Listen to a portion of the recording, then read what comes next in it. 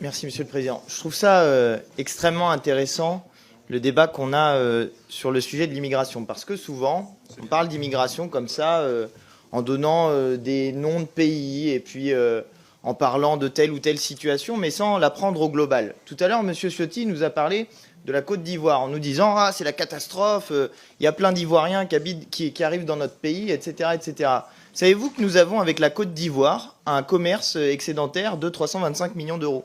Que donc la Côte d'Ivoire, dans les échanges, si on prend au global tout ce qui se passe avec la Côte d'Ivoire, on leur vole chaque année 325 millions d'euros.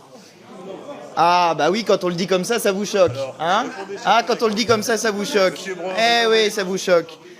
Il y a en Côte d'Ivoire le groupe Total qui exploite les ressources de la Côte d'Ivoire, que M. Bolloré, pendant des années, qui est votre ami et qui fait des chaînes pour se plaindre de l'immigration, a eu pendant des années, a exploité pendant des années des infrastructures en Côte d'Ivoire. Bref, que nous avons participé au pillage économique de la Côte d'Ivoire. Et quand on le dit comme ça vous choque. Et quand ensuite les gens arrivent dans notre pays, eh bien, vous voulez les repousser. Même chose pour l'Érythrée. Que nous proposez-vous? De renvoyer les gens dans un pays qui est une dictature? De renvoyer les gens dans un pays où le PIB par habitant est de 971 €? C'est ça que vous nous proposez? 76 € par mois, c'est ça que vous nous proposez?